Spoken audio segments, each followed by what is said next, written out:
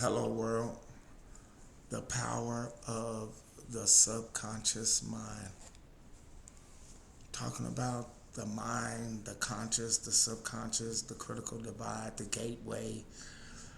Talking about the mind, understanding the mind. You know it works, but wouldn't it be better to understand how it works? Okay, let's talk about it. Do you wonder why, when you set out to do something, when you set out to change, when you say, I'm going to start doing this, and you always go back to that same old routine of things? Do you ever wonder why you say, I don't want to attract these people no more in my life, but you end up attracting people similar to that? Do you wonder why, when you say you want to start eating healthy or exercising, you end up falling back to that old way of doing things?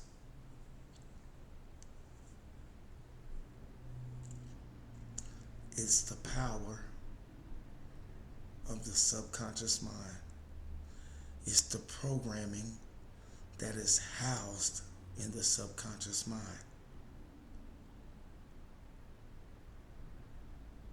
So, if you don't change the subconscious, if you don't change the programming of the subconscious mind, it is futile.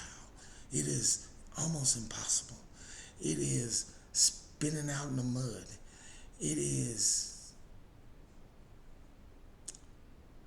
almost doing something for nothing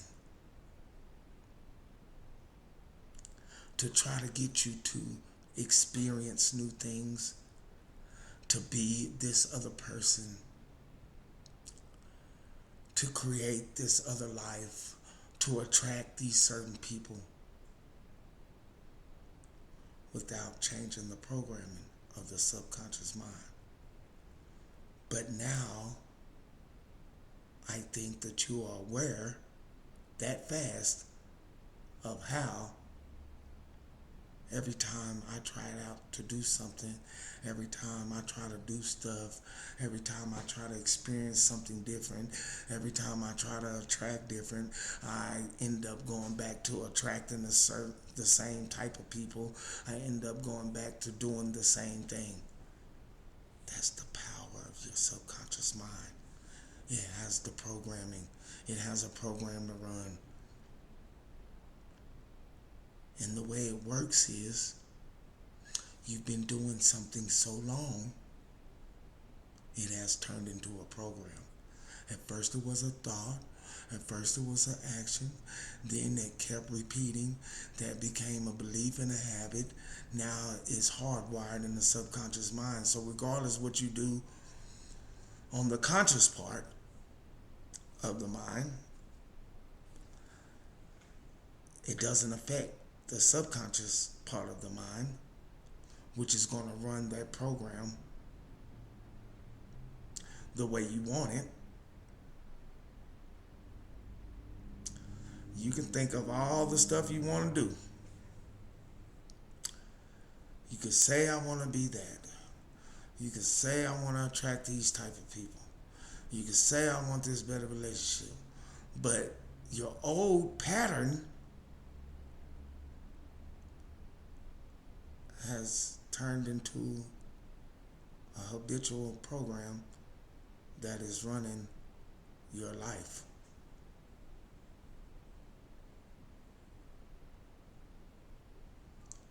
Your subconscious mind is the captain. It is running the show. But the captain can be exposed to new ideas, new thoughts, new ways to change the programming. But you gotta know that first before setting out to do things on this spiritual journey. You gotta know, I gotta change the programming. Because if I don't, my mind is just going to keep running on that same program. And I could say I want to do this, and it might be a little temporary. Man, I worked out for a couple of weeks, but you're not programmed to do that. So you're going to eventually falter back into that old type of thing. Now, we know that it takes at least 21 days to program. But sometimes it's not that simple. Because to enforce the program, you need 21 days or more of consistency. Consistency is big in this movement. Consistency is big in this transformation. Consistency is big in reprogramming. How long can you repeatedly do the same thing till it becomes a program is the question. How long can you hold a thought till it manifests is the question. It's that persistence and that consistency that's going to get it done. Consistency did it, so consistency has to fix it.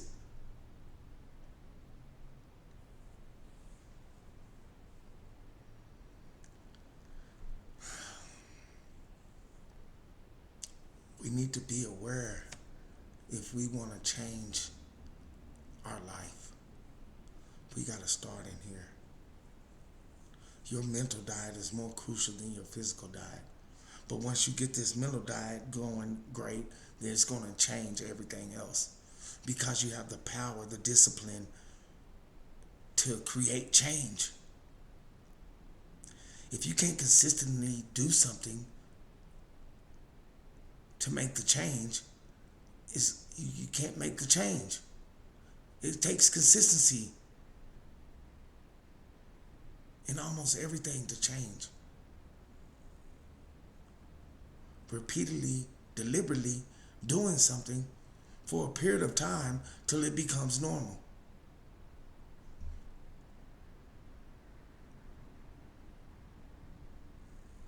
So the power of your mind, not just the subconscious, but the subconscious and the conscious, getting those both on board to work together.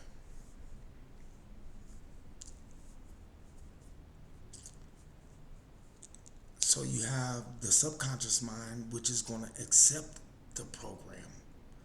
It will accept it. It says yes to everything. Whether you pushing in bad or pushing in good, it's going to take the programming. I guess that's where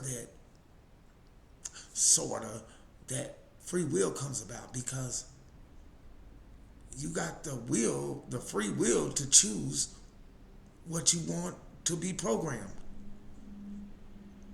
I talked about it a while ago about, are you being programmed or are you the programmer? And I choose to be the programmer. I know, and you know, what it takes to get the job done. We at one point gotta do the work. You can watch as many videos as you want. That is not gonna benefit you if you don't do the work. It's just gonna give you a glimpse of hope, make you feel good without the permanent change.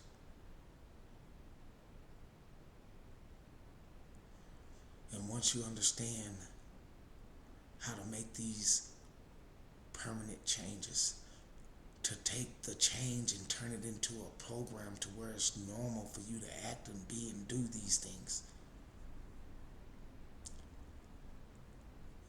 you might as well pat yourself on the back, because you got a key now. You got one of the keys to life. I can change my mind. I can change my mindset. I can change the program. And that is a key to life. Knowing that my brain is malleable, knowing that it could change, is a key to life. Knowing that My thoughts and actions are creating my future. And if I don't like what's out there that I've created, I can change here and it's going to change there. That is a key. So we need to, I guess, master not the mind per se, but master how it operates, how it functions, so we could use this tool to our advantage. If you think about it, our five senses, taste, touch, smell, hearing, seeing, is just a small fraction of what we perceive in this world. Our senses is just a small fraction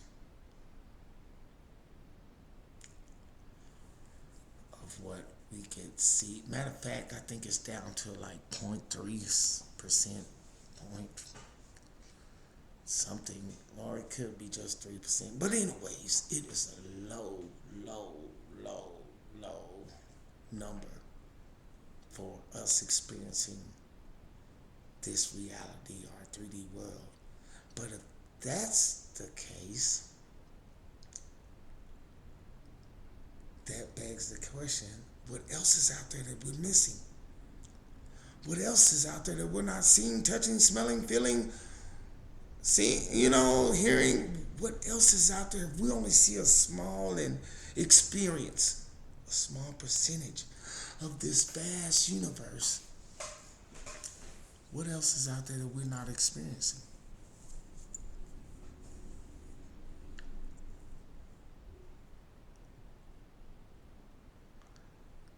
So far, it's 11 dimensions, and there could be more dimensions.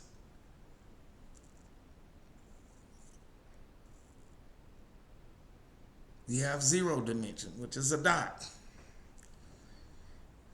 You have 1 dimension.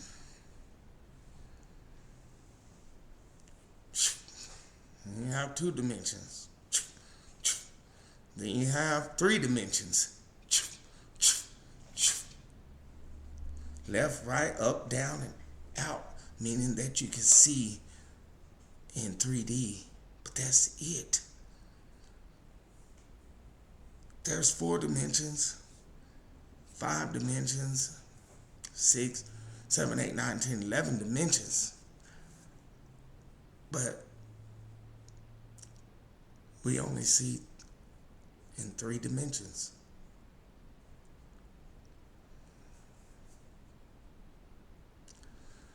So, I said that to say this, that mastering, going within, understand at least something about the mind to know how it works. Because I'm going to say this again and again probably. It's one thing to know that it works. Yeah, it works.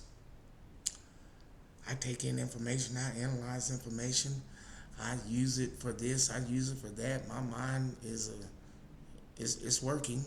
I think, I make decisions, it's working. But do a lot of people know how it works? How to use it? How to make it function the way I want to?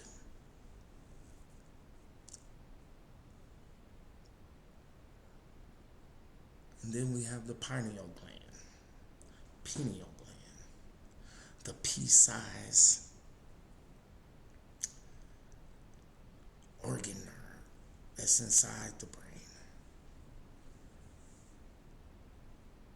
that for a lot of people is crystallized and it is dormant.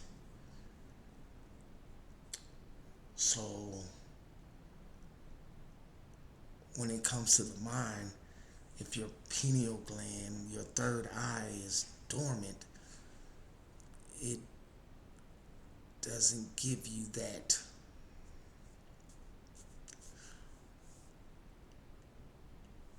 awareness or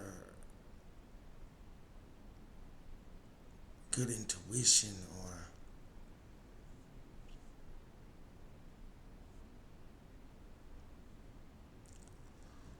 or it won't let you tap into your higher consciousness per se, you know. So that's another topic and subject, talking about the pineal gland, because there's a way to activate it. There's a way to awaken the sleeping, I wouldn't say giant because it's only that small, but a lot of times the things that we put inside crystallized our pineal gland and it made it dormant. But I think that the Matrix would love it to be dormant, because if everybody's pineal gland was activated, then there'd be a bunch of people not doing what they want us to do. There'd be a bunch of independent thinkers. There'd be a bunch of NPCs, not NPCs. When their pineal gland is dormant, you're just like an NPC. So, yeah. So, yeah. The understanding of the mind, the subconscious mind, the mind itself, not the brain, the mind. Even though they kind of entangle a little bit, but they're still kind of separate. They're not considered the same. The brain and the mind, the conscious mind, the subconscious mind. There's something in the brain called microtubules that has something to do with the connection from the spiritual to the physical.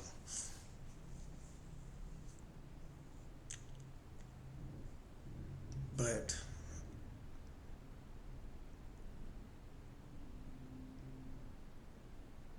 the brain and the mind should be like an interesting study that you would want to tap into. I'm not saying become a brain surgeon or a scientist, but if I can understand that I have these two parts that I need to have work together to manifest my desires. I have one part that is good for what is job, then I have this other part that does its own function and that's connected to the higher source. So, oh shit. I would say learning about the mind is like top priority too, you know? Because our mind is controlling everything. Sometimes we do stuff, a lot of times we do stuff without thinking because our programming in our mind does it for us. And sometimes we don't like our actions and behaviors, but we can't help it because it's already programmed in us to act and be, to react to these certain situations the way we react to these certain situations. Something could be so small it could be blown up in somebody's eyes. That's the way they react to these situations.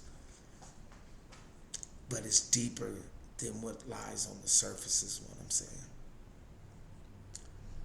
We gotta get tapped in, tuned in, and turned on to this universe to make the changes we want, to attract the things we want. So,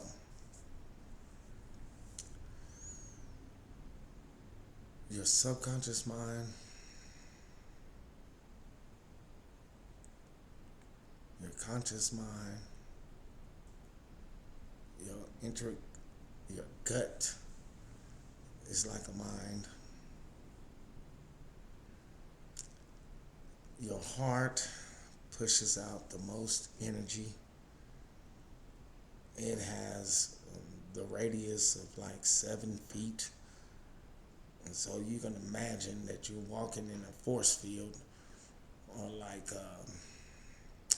an energy field 7 feet out. And you know, that's why you can go into different places, pick up the vibe, pick up the energy, because you're intersecting with different energies, like this energy here, this energy there. Even though you're way over here, but your energy is way out there, same thing with this person. And when they get close, you start feeling, and you know, it's giving you different vibes because we push out an electromagnetic energy field. Our brain pushes out electromagnetic energy field, but it isn't as powerful as the heart. Like, it might be only about this much as far as the brain is concerned. But the heart is way out there. So getting to that brain and heart coherence will make you manifest even better, faster. But understanding that, just understanding that we are completely energy walking. You know, it's hard to grasp. I know you look at your fingers every day, like you look at your hand and you're looking at stuff, phones, pens, and you're like, what? It's energy? I'm here to tell you, everything is energy expressed in different forms. Just go ahead and take that in.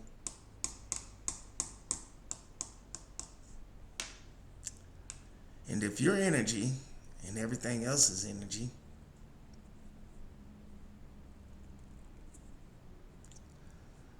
but you have a higher energy, higher vibration, and higher frequency, then I think that you can manipulate and attract other energies. You know? Yeah, because everything is energy. Everything is energy. That was something that was kind of like hard for me to discern. That was something that was hard for me to get a hold to when I was so used to looking at everything as physical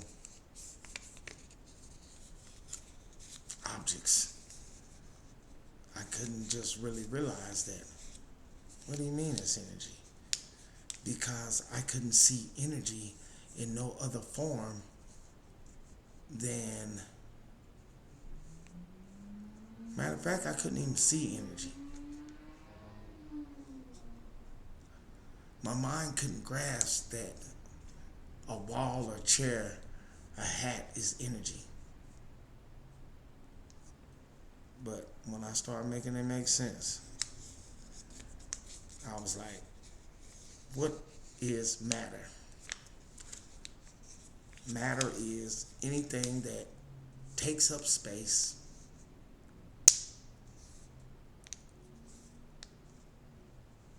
or that can be weighed. So,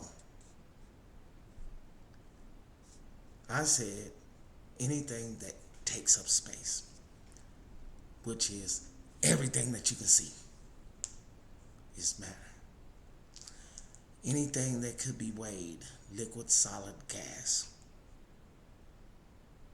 is matter. Then I went on to say, what makes matter? What makes up matter? Well, protons, neutrons, electrons, atoms, is in everything that is matter. All the way to these stack of letters.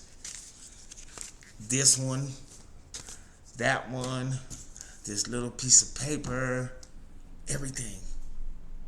For it to exist and take up space and be weighed, it has to have atoms, protons, neutrons, electrons. Now, when it comes to subatomic particles, it goes deeper than that. We go to even smaller than the atom, okay? Quarks, bosons, some other stuff, But we don't need to go that far. We just need to know that everything that takes up space that is considered matter has atoms, protons, neutrons, electrons in it. Then the next question was,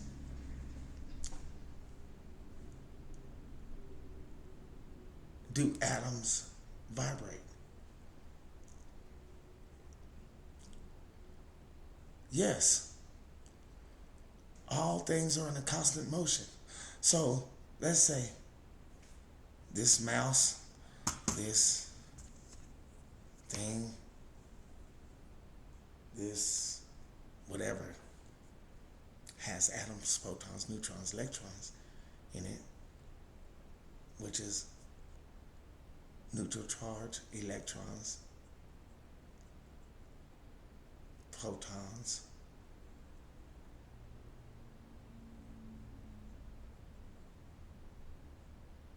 positive, negative charges in an atom, and everything consists of that, and everything is vibrating, then everything is giving off a frequency. It's the only way it can give off a frequency. If it's moving to give off a frequency, it's vibrating. So, if everything is vibrating and everything is made up of these particles, which an atom is 99% empty space, make that make sense? And if everything is vibrating, then, and if I'm vibrating, but I have a higher electromagnetic frequency, then I can attract different things if I get into alignment and vibrate to attract these things. So, yeah, it was, it's been interesting learning and understanding and wrapping my head up around all this. But that's when I said that I love when science meets the whole thing, It makes it better for me to understand if I could apply scientific facts to something,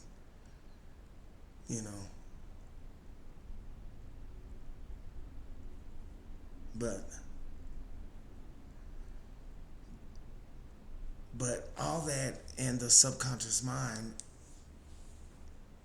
even our thoughts are energy. Anything that pushes out, okay? Emotions is energy. Actions are energy. Me doing like this, that's energy. It took energy for me to do that. My thoughts, the things I think about takes energy to do that. Everything is energy. It's just expressed in a different form.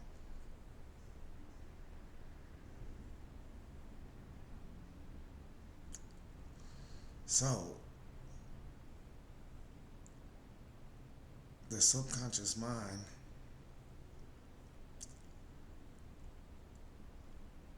is something that we must tap into to understand it, so we can use it in our benefit to manifest and attract the things that we want to experience in our life. Everybody wants something different. So, If repetition did it, then repetition got to fix it. Okay?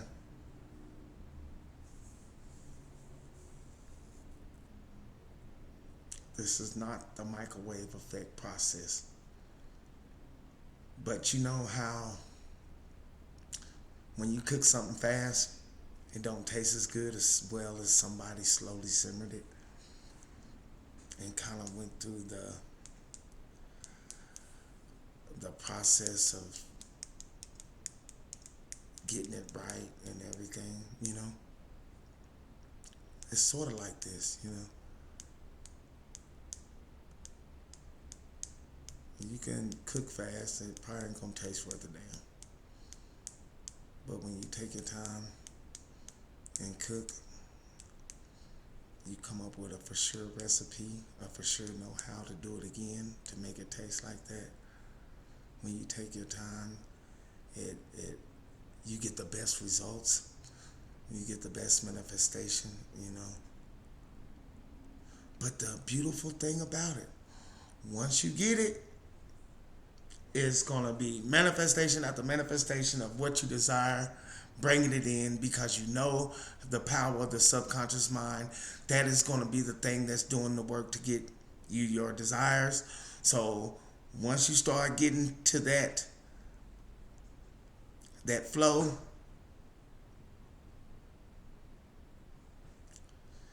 it's going to be easy for you to manifest the things you desire and the things you want to experience in life. But it might take a second to get to that flow.